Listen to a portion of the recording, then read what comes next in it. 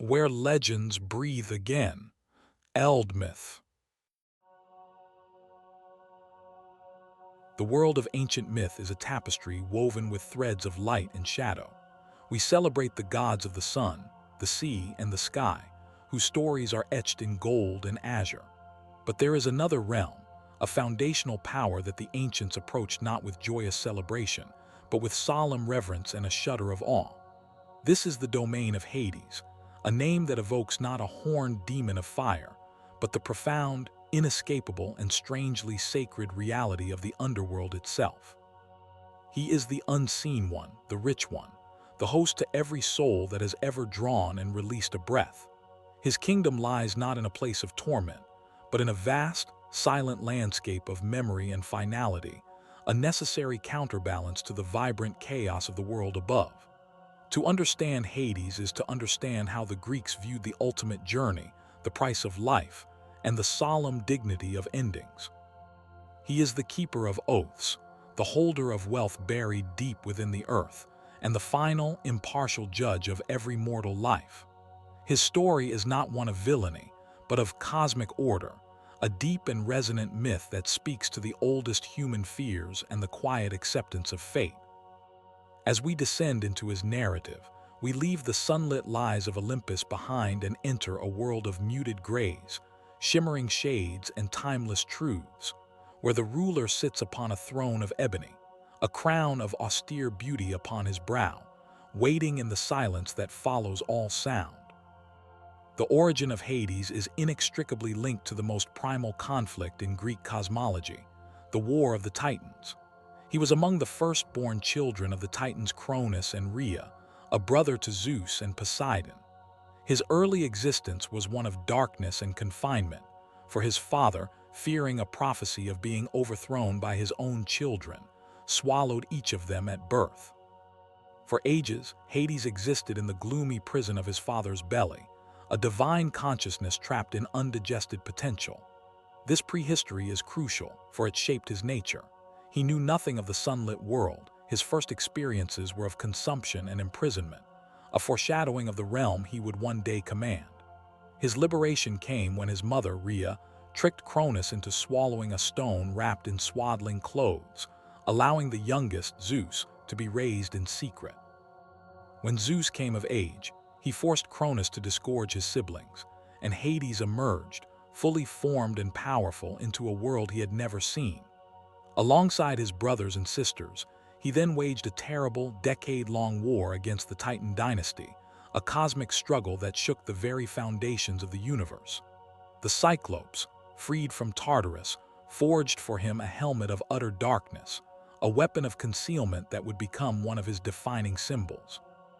When the Titans were finally defeated and cast into the deepest abyss of Tartarus, the three brother gods drew lots to divide the cosmos. Zeus won the sky, Poseidon the seas, and Hades the underworld and the realm of the dead. This was not a punishment but a draw of fate, an allocation of dominion. The earth and Mount Olympus were common ground, while his brothers ruled over the dynamic, ever-changing domains of weather and ocean. Hades' kingship was over the final, static state of all things.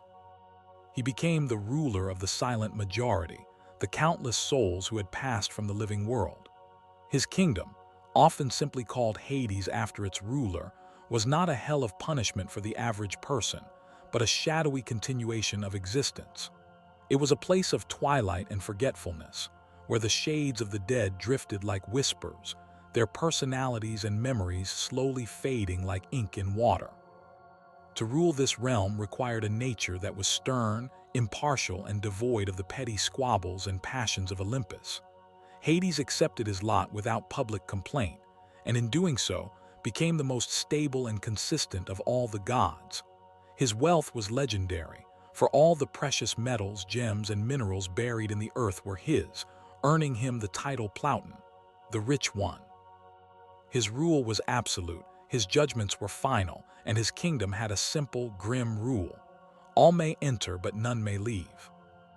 The physical and symbolic geography of the underworld was a complex map of the afterlife, meticulously described by poets. It was not a single cavern, but a vast network of realms, each with its own purpose and atmosphere. The journey began at the River Styx, the great boundary of oaths, where the aged ferryman Charon would, for a coin placed on the corpse's tongue, pole the shade across the black, sluggish waters. Guarding the far shore was Cerberus, the massive, three-headed hound with a serpent's tail, whose duty was to prevent the living from entering and the dead from leaving. His gentle wag of the tail for new arrivals and his ferocious snarl for those who would flee perfectly encapsulated the one-way nature of this journey.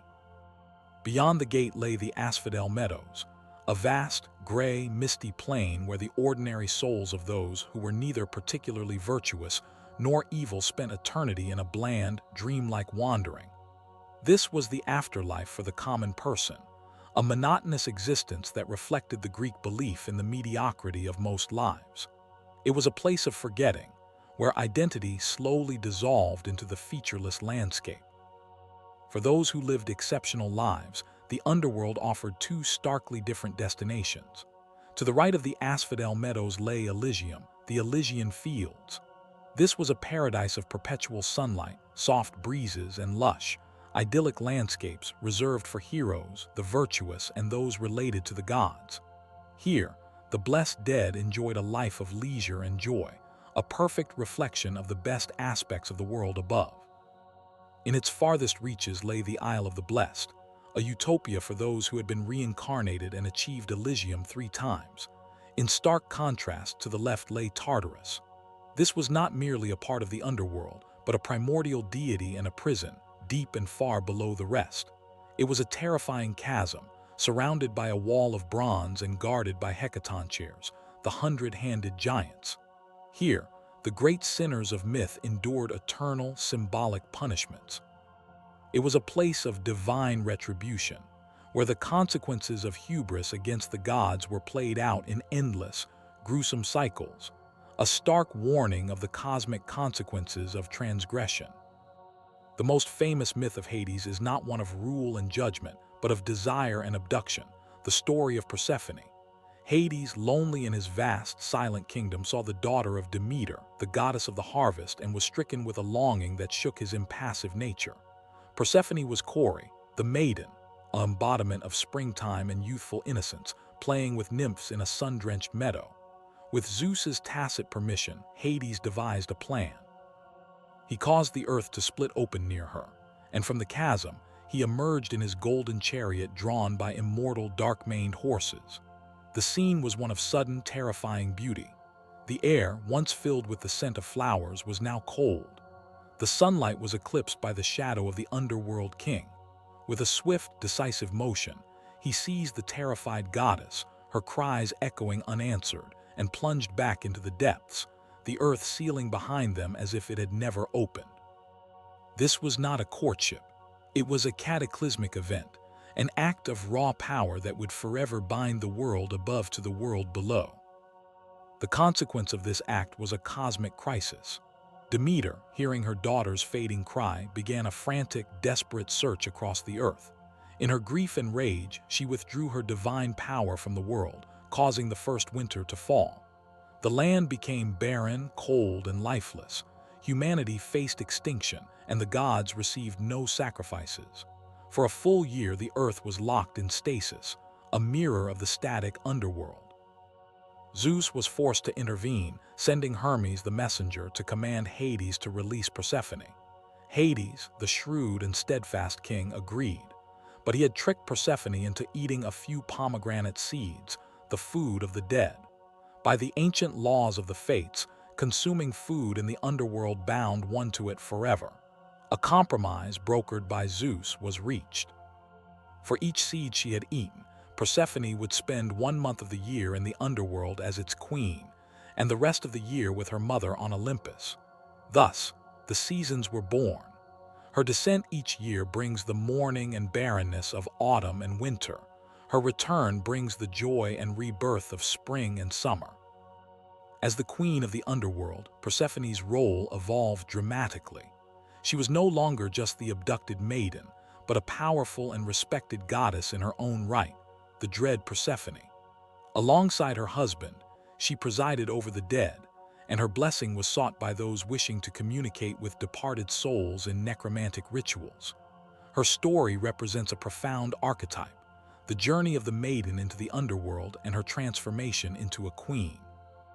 It is a myth about the necessary cycle of life, death, and rebirth, and the acquisition of power through difficult experience. Her dual nature, the goddess of spring's fertility and the queen of death, made her one of the most complex and revered figures in the Greek pantheon. Her annual journey became the heartbeat of the ancient world, a divine explanation for the turning of the year that was deeply felt in every sown field and every harvest. The marriage of Hades and Persephone, though born of conflict, became a cornerstone of the cosmic order, a partnership that governed the most fundamental rhythms of existence. Hades, as the ultimate enforcer of fate, featured prominently in the myths of heroes who dared to challenge death itself. The most famous of these was Orpheus, the legendary musician.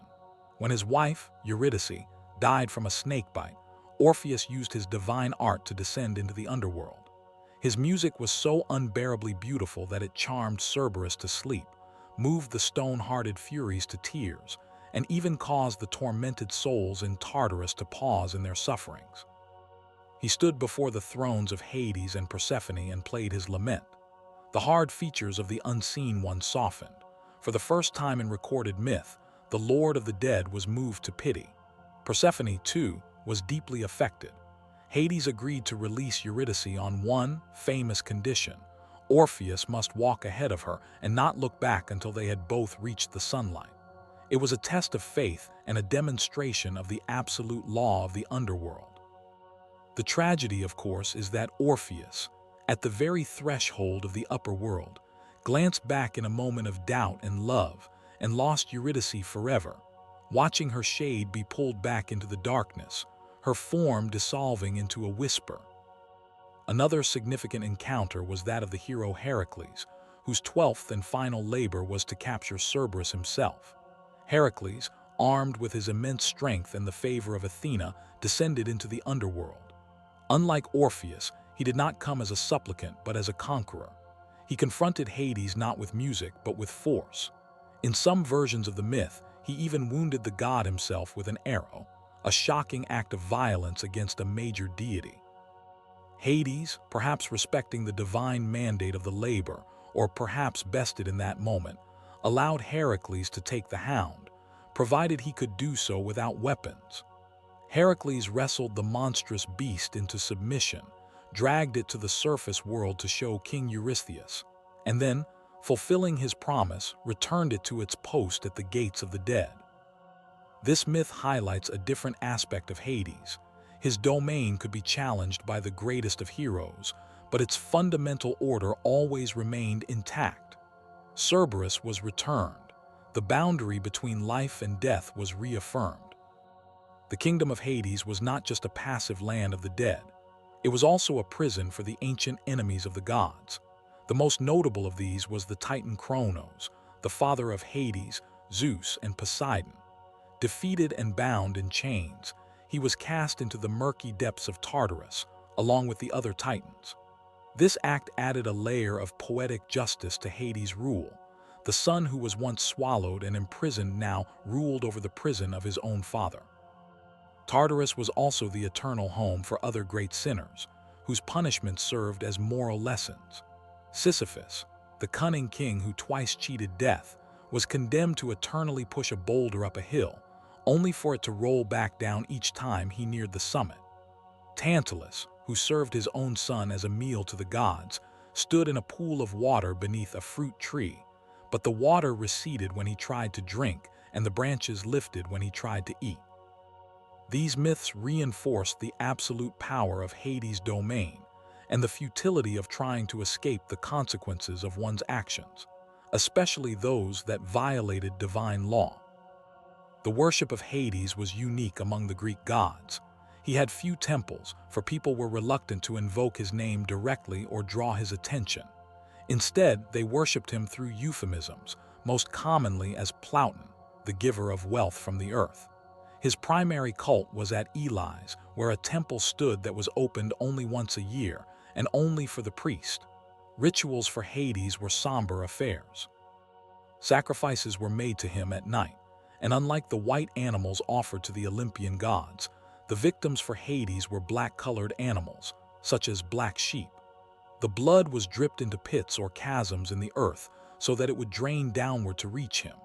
Worshippers would turn their faces away and avert their eyes during the ritual, and after making the offering, they would run from the sight without looking back.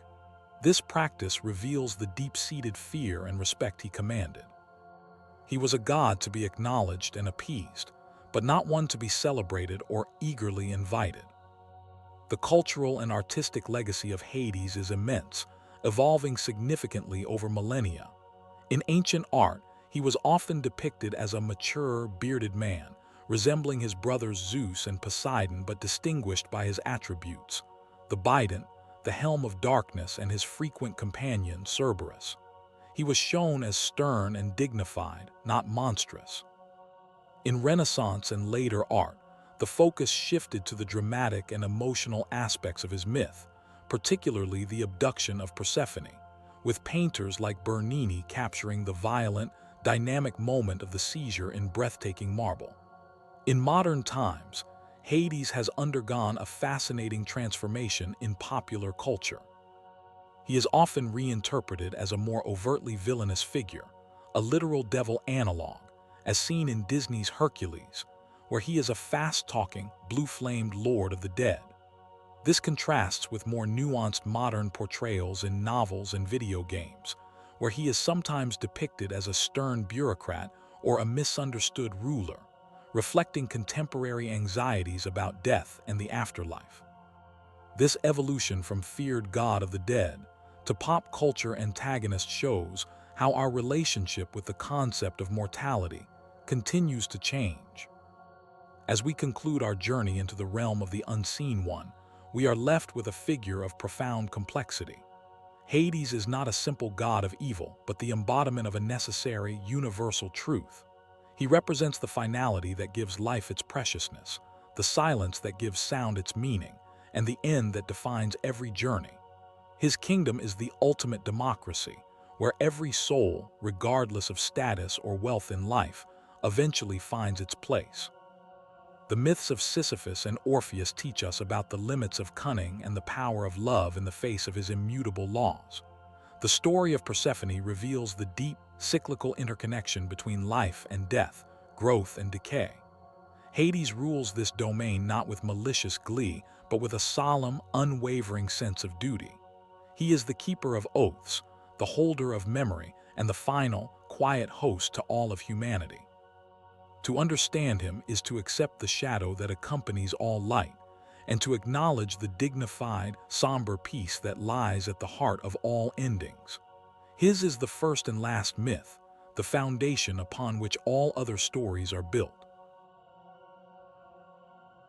Another legend fades, but the next awaits. Like this video, subscribe and continue the journey through myths.